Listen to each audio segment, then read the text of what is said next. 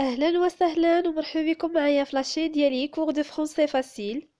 كيف العاده ما تنساوش تشتركوا في القناه وتفعلوا الجرس باش ديما توصلوا بالجديد.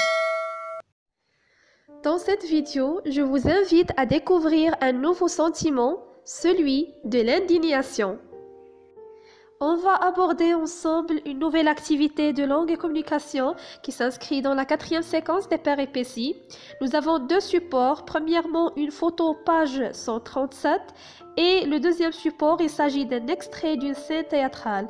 L'objectif de cette séance, c'est exprimer le sentiment d'indignation.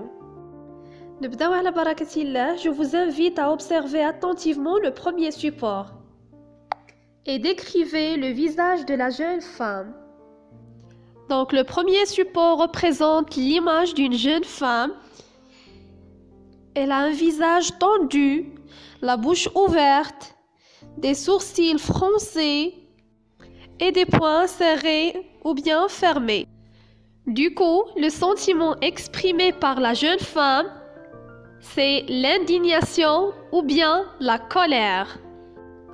Le deuxième support, comme j'ai déjà signalé, il s'agit d'un extrait d'une scène théâtrale tirée de la pièce de théâtre Le Cid de Pierre de Corneille. On a déjà étudié en séance d'activité de lecture que Rodrigue et Chimène s'aiment, ils sont promis au mariage, mais voilà que le père de Chimène insulte le père de Rodrigue. Rodrigue, sur la demande de son père, affronte en duel le père de Chimène et le tue. Maintenant, il se présente à Chimène. Bon, je vais vous lire maintenant l'extrait suivant. Il s'agit d'un dialogue entre Chimène, Elvire et Rodrigue. Chimène à Elvire. Elvire, où sommes-nous? Et qu'est-ce que je vois? Rodrigue en ma maison? Rodrigue devant moi? À Rodrigue. Quoi? Du sang de mon père encore tout trempé? Ôte-moi cet objet odieux qui reproche ton crime et ta vie à mes yeux. Pour bien comprendre le dialogue suivant, on va préciser les paramètres de la situation de communication. Qui parle? Chimène. À qui? À Elvire et à Rodrigue. À propos de quoi? À propos du crime que Rodrigue a commis ou bien de l'assassinat du père de Chimène. Alors le sentiment qui agite Chimène à l'égard de Rodrigue, c'est celui de l'indignation ou bien de la colère. Maintenant, on va découvrir ensemble les moyens utilisés par Chimène pour exprimer le sentiment d'indignation. Premièrement, elle a employé 3 types de phrases. Par exemple, où sommes-nous et qu'est-ce que je vois? Le type de cette phrase est une phrase interrogative. Le deuxième type, c'est la phrase exclamative. Rodrigue en ma maison, Rodrigue devant moi. Quoi? Du sang de mon père encore tout trempé? Et le troisième type, c'est une phrase impérative. Par exemple, ôte-moi cet objet odieux qui reproche ton crime et ta vie à mes yeux. Elle a employé aussi l'adjectif qualificatif odieux. C'est un adjectif qu'on utilise pour exprimer le sentiment d'indignation. Il y a aussi d'autres moyens qu'on peut employer pour exprimer le sentiment d'indignation que je vous invite à découvrir à partir des exemples suivants. Rodrigue, je suis enragé. Pourquoi as-tu fait cela? Le moyen utilisé pour exprimer le sentiment d'indignation, c'est le verbe enrager. Deuxième exemple. Je suis en colère. Tu m'as privé de mon père. Le moyen utilisé pour exprimer le sentiment d'indignation dans cette phrase, c'est le nom colère. Le dernier exemple, c'est insupportable. Pourquoi tel crime, Rodrigue?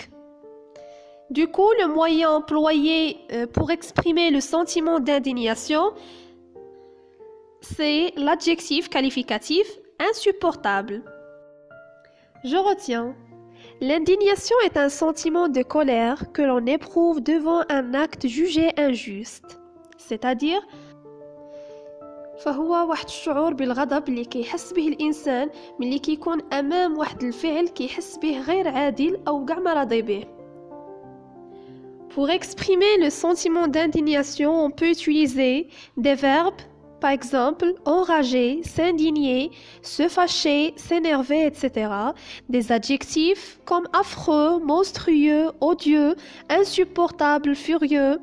Des noms, indignation, colère, la rage, la fureur, etc. Des phrases interrogatives, par exemple, comment as-tu osé faire une chose pareille? Des phrases impératives, sors de chez moi, je ne veux plus te voir. Et des phrases exclamatives, Rodrigue en ma maison, Rodrigue devant moi. On peut exprimer l'indignation par le non-verbal. Par exemple, les gestes, l'expression du visage ou bien la voix. Je vous invite, mes chers élèves, à faire cet exercice d'application, la page 138. La première question. Je repère parmi les énoncés suivants ceux qui traduisent le sentiment d'indignation. Nous avons un ensemble de phrases. On va préciser parmi ces énoncés lesquels expriment le sentiment d'indignation. Donc les phrases qui expriment le sentiment d'indignation sont B, D et F. La phrase B, comment as-tu pu faire une chose pareille? Donc on a employé la phrase interrogative. D, mais c'est odieux ce que je vois là. L'adjectif employé c'est odieux. Et finalement la dernière phrase, je suis fou de rage. On a employé un nom, donc c'est la rage. La deuxième question, je formule des énoncés correspondant aux situations suivantes pour exprimer mon indignation. La première situation, un garçon maltraite un chien dans la rue. Par exemple, on peut dire « Comment peux-tu faire une chose pareille ?» La deuxième situation, un automobiliste brûle un feu rouge. On peut dire « Cela m'énerve de voir des gens aussi inconscients mettre leur vie et celle des autres en danger. » Donc, j'ai employé le verbe s'énerver. La situation C. Un groupe d'enfants se moque d'un handicapé. On peut dire « Ce que vous faites est vraiment honteux. » Donc, j'ai employé l'adjectif qualificatif « honteux ». Et finalement, la dernière situation, ton camarade manque de respect à son professeur. On peut dire « C'est pas vrai, ton comportement est révoltant. » Donc, j'ai employé d'abord la phrase exclamative « C'est pas vrai » et de même, j'ai employé l'adjectif qualificatif « révoltant ».